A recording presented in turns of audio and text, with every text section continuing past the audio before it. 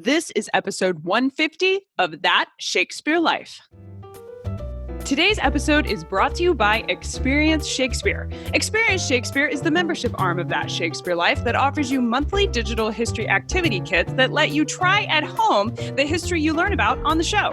They work like science labs for history. Stay tuned after the episode for even more details. Hi, I'm Vaughn Scribner, Associate Professor of History and recent author of the book Mer People, A Human History with Reaction Books. Another great method for studying the life of William Shakespeare includes listening to this. It's That Shakespeare Life with my friend, Cassidy Cash.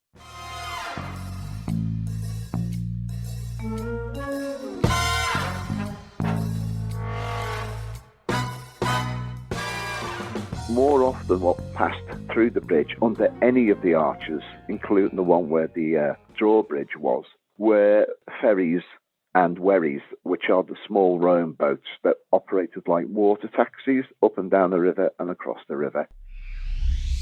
Welcome to That Shakespeare Life with Cassidy Cash. Cassidy believes that if you desire to successfully learn or perform Shakespeare's plays, then understanding the real life and history of William Shakespeare himself is a must. That Shakespeare Life is the podcast that helps you go beyond the curtain of some of Shakespeare's most iconic works and explore the world of early modern England as Shakespeare would have lived it, learning from the writers, historians, and performers who know it best.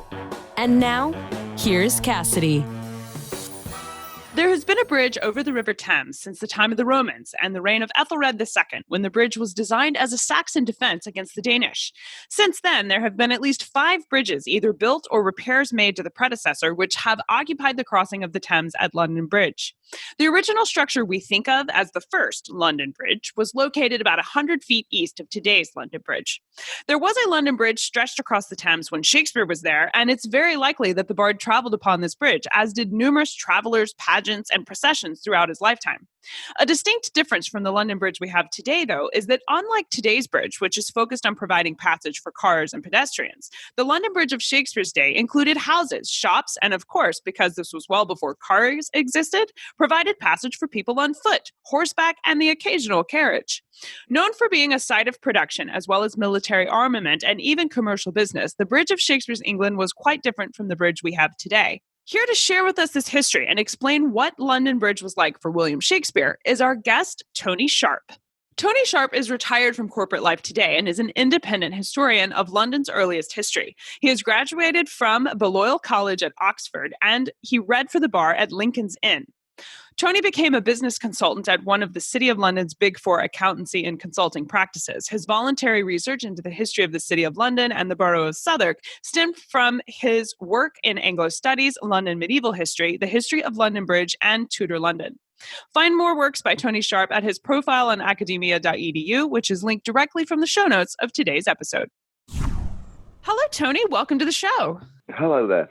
When we look at the drawings from your paper showing the location of modern-day London Bridge as compared to the one in Shakespeare's day, what strikes me most about the difference is not actually the change in location, but the fact that the bridge for William Shakespeare seems to be a connected series of houses. Tony, please explain the physical appearance of London Bridge in the 16th century, and what would we have expected to see when we walked up onto the bridge during Shakespeare's lifetime?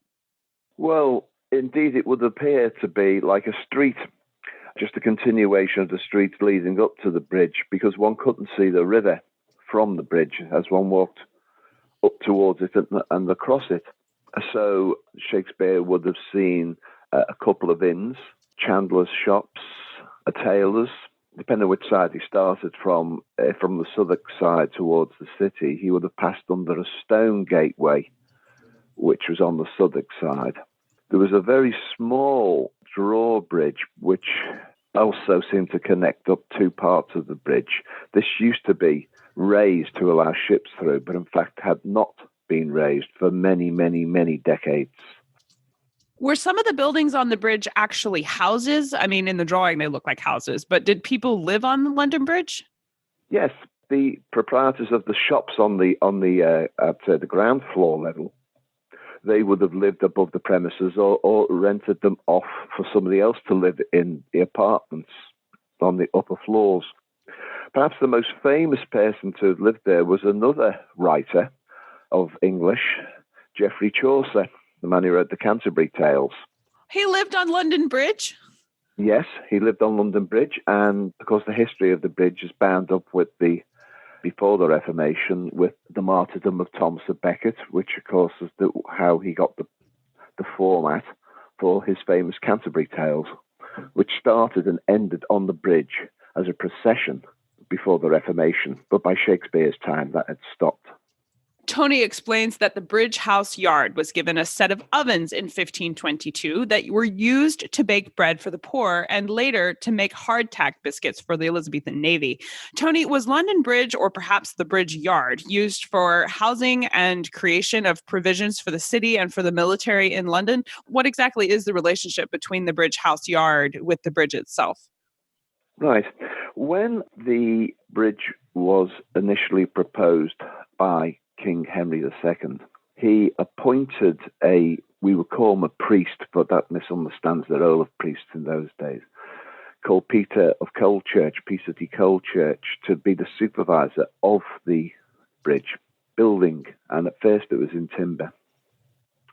And we'll cover this later in more detail, but the bridge then became to be built in stone, and Peter de Colechurch it was necessary. Peter de Colechurch realised that this would mean constant maintenance. And so a yard next to the bridge was created for the building materials and for the maintenance of the bridge. So and this was called the Bridge House Yard. The Bridge House, rather confusingly, is not the houses on the bridge. The word house means council or committee. And in effect, it was a small monastery, because basically a set of monks were based there who were in charge of the revenues of the bridge. Eventually, the City of London Corporation acquired the authority of the Bridge House, and they operated from the Bridge House Yard. In that yard was the set of ovens. In that yard was all the workshops necessary for maintenance. And it was a huge factory, effectively. And being a huge factory, it also was commissioned to do other things other than maintain the bridge. They used to build houses in kit form, for example, at the Bridge House Yard, and indeed produced military equipment there as well. And of course, the city corporation had a responsibility, like all town councils, to protect and relieve the poor. And that involved the creation of a storage of wheat for bread if there was a famine. The best way to preserve wheat is to turn it into bread. And also this substance called hardtack biscuits, which eventually the Navy used as its main staple. Did the London Bridge of Shakespeare's England accommodate the passage of ships? You mentioned that there was a raised part, but that it wasn't being raised and lowered for ships during Shakespeare's lifetime. So when Shakespeare was there, did the bridge still open and close, or were all the ships short enough, to pass underneath? Yeah, many ships were small enough to pass underneath, but larger ships didn't go beyond the bridge anymore. Even if the small drawbridge was raised, they were too big to pass between the arches. More often what passed through the bridge under any of the arches, including the one where the drawbridge was, were ferries and wherries, which are the small rowing boats that operated like water taxis up and down the river and across the river. Obviously, there weren't cars, but there would have been carriages and horses that used London Bridge to get across from the City of London to Southwark. Tony, how was the bridge arranged to accommodate both the passage of travelers as well as all of these permanent buildings and shops that we've mentioned are on the bridge? Right. Now, this is what surprises people the most. The actual footpath or roadway width of London Bridge was just 12 feet. Wow, that's not very big. It's not very big. And essentially, it was supervised by bridge master's assistants that foot traffic could simply walk across anyway, because it was simply a street to all effective purposes and people to access the shops. At certain times, livestock was allowed to be driven from the Southwark side to the city side. It usually was that way. There wasn't much in the way of livestock that would come from the north side of the river to the south. It was a matter of supplying the city with food. So a very early morning, cattle and sheep and pigs and so on would be allowed to be driven across in one big group. Then there was a rule of, if you like, one way only for carts, carts being pulled by hand or by horses. And the rule was that they would go from south to north for a certain period, and then from north to south for the next period, up and down. That's the only way it could be done with the narrowness of that street at just 12 feet. People would simply walk behind the group of animals or the carts, depending on what was going through. Tony explains that the bridge was originally constructed by royal command, and that is clear from an early reference to King William II, or Rufus, who we know built this in wood at the same time he was building Westminster Hall and the Tower of London walls. King Henry II also ordered the wooden bridge to be rebuilt again in 1163, but because of the murder of St. Thomas Becket some years later in 1170, this created a pilgrimage from London to Canterbury, and it became possible to finance the building of the bridge in stone. Tony, you alluded to this earlier, and your paper explains how the ownership and control of London Bridge moved from the king to the city of London. But how did the ownership of the bridge and management of its operation work during Shakespeare's lifetime? Were the establishments built on the bridge separately managed from the bridge itself? I think you mentioned that the Bridge House Yard was where their headquarters were, but how did all of this work logistically? Well, logistically, the shops on the bridge paid leases and rents to be there, and that was collected by the bridge masters, and that contributed to the maintenance of the bridge. The bridge masters were appointed by the corporation, and they operated from the Bridge House Yard, which was the maintenance depot and the controlling body, because what happened is Thomas à Becket made his last public sermon from the church at the south of London Bridge, which is now known as Southwark Cathedral, which was an Augustinian monastery. Becket was in charge of the Augustinians. Canterbury Cathedral was also Augustinian. And having made his speech from there, Henry II was very annoyed when he heard of it, because it was an attack on him. And so he said, "Who will rid me of this terrible and priest?" Becket left Southwark, the building, which is now Southwark Cathedral, the church, and went on his way to Canterbury, which is straight down the main street in Southwark, which then becomes Kent Road, which is now Old Kent Road, all the way to Canterbury. Henry's knights chased them down the same route and murdered them in Canterbury Cathedral. So what the pilgrimage was the last journey of Thomas à Becket. That's essentially what this was. That's why it started on the middle of the bridge. Now, I didn't mention when I was talking before a chapel. The chapel after the Reformation, halfway across the bridge, after the Reformation, it was closed down. There was no more pilgrimages to Canterbury. And so the chapel became surplus, and it too became simply a shop. And what they did is they built extensions to it, above it, for apartments. And this meant that the pilgrimage would start with Mass in that chapel. They go down to Canterbury, and then they return from Canterbury back and completed their pilgrimage with Mass in the chapel on the return journey.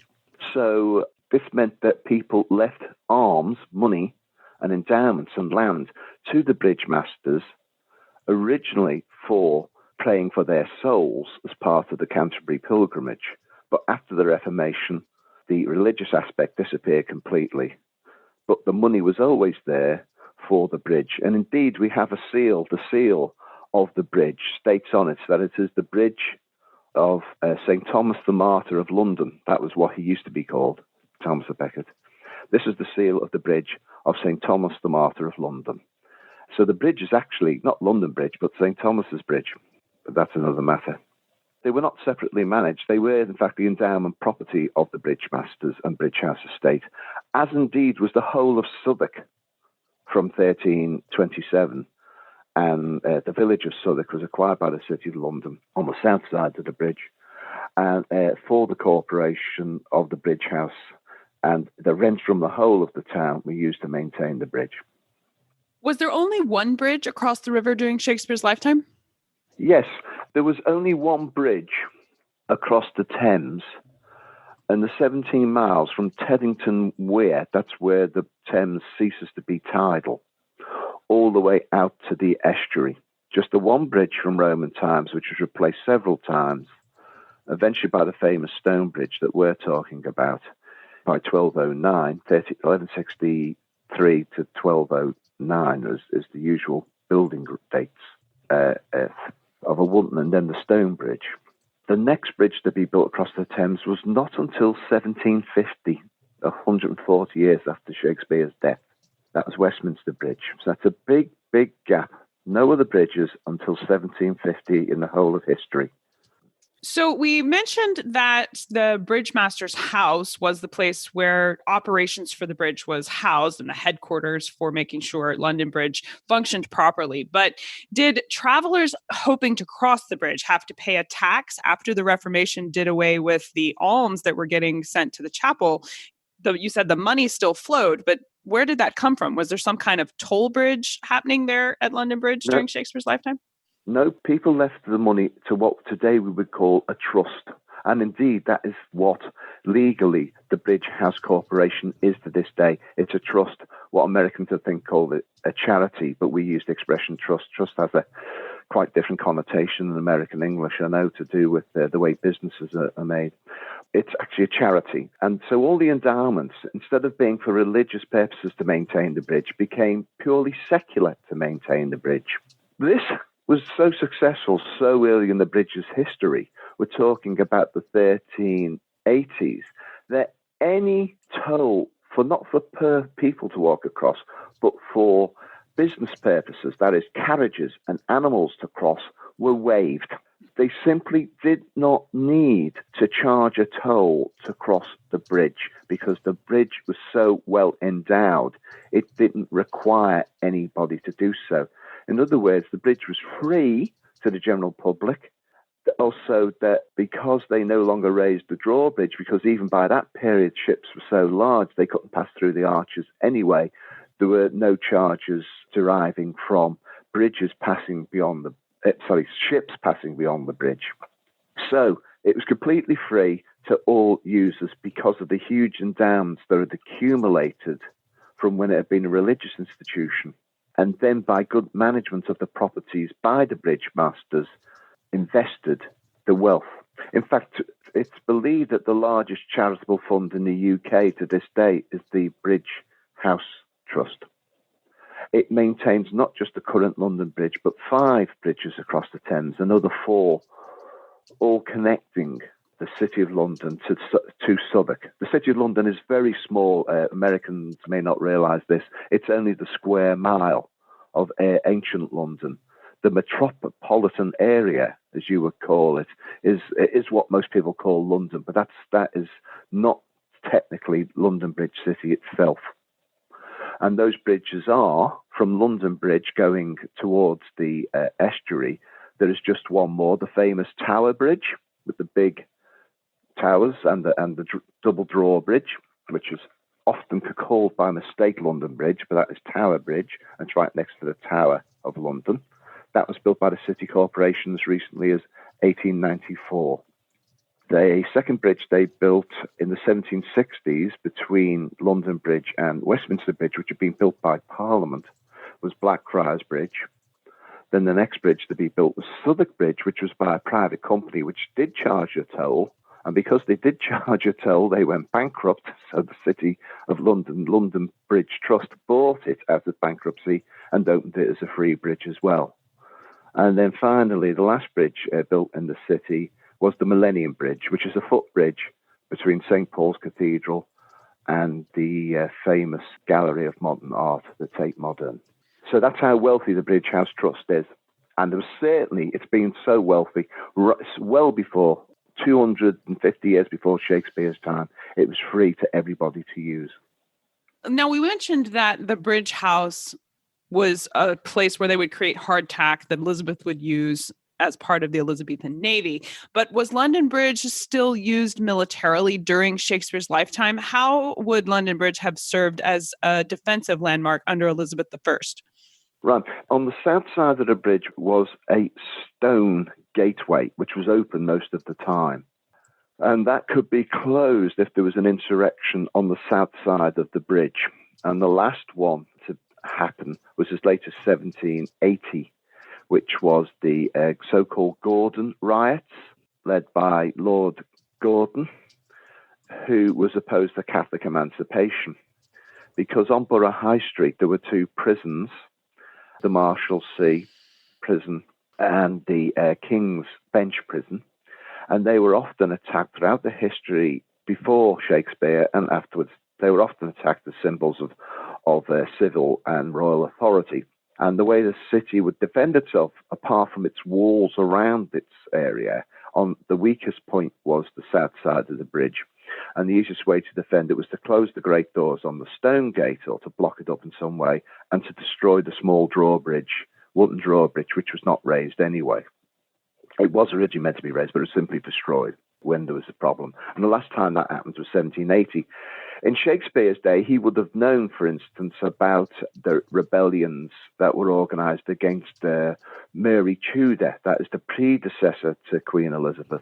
The eldest child of Henry VIII was opposed because she tried to reintroduce Roman Catholicism, and there were a number of insurrections against her. Again, before even her reign, the famous Peasants' Revolt attacked Southwark and attacked the City of London through the Stone Gate and across the bridge into the City of London.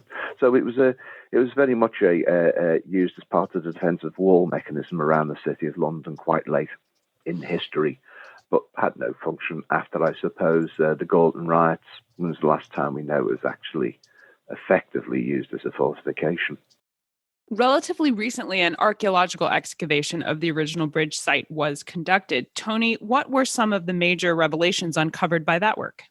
What was uncovered was not the site of the current London Bridge, which is 100 feet to the west of the archaeological investigations area, which is where the bridge we're talking about was. They built a new London Bridge in 1831 to replace that next to it and then demolish the old one.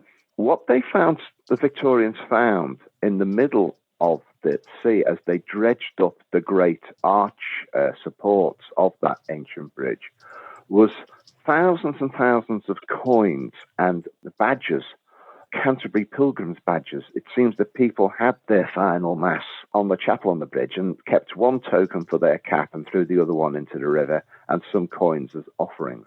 So they were there. But they also discovered Roman coins there as well, and Anglo-Saxon ones. So that showed the continuity of history and of a tradition of coins being lost in the middle of the river from the bridge. On the bridge abutments on the south side, they were able to show the layers and layers of history of the bridge and the clear distinction between the Roman bridge abutments, which they discovered on the south side, and then the abutments and oldest pieces of timber of the earliest bridge they could find was that of Aethelred the Unready, the Anglo-Saxon king, Aethelred II. So they showed that there was no continuity between the decline of the Roman Empire and the abandoning of the City of London, which was a Roman city, and then 250 years later, the arrival of the Anglo-Saxons, and then eventually the reoccupation of the old city of London by Alfred the Great. Timbers have been dated, have shown clearly as that the earliest reintroduction of a bridge at that position was under Aethelred II, Aethelred the Unready. So this has all been laid out in very accurately because of the way that each successive generation built on top of the previous set of remains. So there isn't a gap, and the gap proves that there was no bridge there between the Roman period and Aethelred the Unready's period. That's over 500 years. I know we would love to explore the history of London Bridge further. This is already fascinating. What are some of your favorite books or resources you can recommend we use to learn more? I think I suggested that there is a very good exploration of the history of bridge produced by the Museum of London, which you can buy online. It's only about £10. It's beautifully illustrated. It shows all of these details about the way the bridge was created and how different bridges occupied the same position. I've given you the details and a link to that already, which I suggest you give to your listeners. Absolutely. We will do that. That is a compilation of the work in. It's a brief history of how the bridge was rebuilt in the medieval period. The Stone Bridge, which is the most famous, a bridge that lasted 650 years, and the bridges prior to that, and the archaeology surrounding it all. Really, that I would say there are other books that are then cited in that, which are probably more difficult to get hold of. Some of them may be online. And I have discussed most of them in my own essays on the history of London Bridge as well, and they're all there for people to look at. They're all in the public domain, and they're not expensive at all. We will link to these resources and more in the show notes for today's episode. So make sure you check there to read Tony's paper, as well as find links to these resources that he has very kindly shared. Tony, we ask everyone this next question here at That Shakespeare Life, and that's, what's the one book you would take with you on a deserted island? My friends in England tell me I'm supposed to allow you the complete works of Shakespeare and a copy of the Bible. So your choice would be in addition to those. Well, there is a very great novel by a British 20th century novelist called Anthony Powell. He would have pronounced his name Powell, though rather confusingly. And Anthony Powell, that's Athonypowell, is one huge novel, which is in 12 volumes. And the entire sequence is called A Dance to the Music of Time. And it is a magnificent exploration of British society between about 1925 and 1975. That's an excellent choice. You'd be well set up on your deserted island for sure, especially with the long series and one that's so beautifully written. 12 volumes. Right? You won't get bored. No. So what's next for you? What are you working on now that you're excited about? I'm rewriting a lot of the research that grew out of all of this on the exact nature of the relationship of King Aethelred the Great and his Viking enemies, and then how his son, daughter, and grandchildren eventually defeated the Vikings and conquered them and incorporated them into the new kingdom of England. Aethelred the Great was only the king of Wessex. He was not the king of all England. He was only the king of a country called Wessex at the south side of the River Thames. However, one of the first places he liberated was London in 886. And we have proven archaeologically that he did not build a bridge. And in fact, he's never been credited with building any bridge at London Bridge. So there was nothing to overcome there, but we were hoping we would find one. It's his great-grandson, Aethelred the Unready, Aethelred II, who seems to have been responsible for that. Well, I will look forward to seeing this research come to fruition. Thank you so much, Tony Sharp, for being here with us today and sharing with us the history of London Bridge. This has been a fun conversation. I'm glad you enjoyed it. I hope it was informative as well.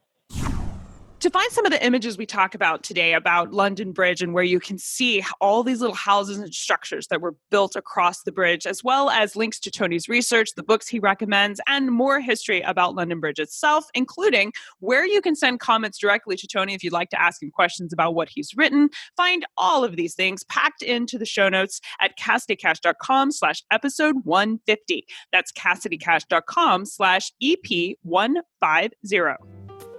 How would you like to see the video of this week's interview?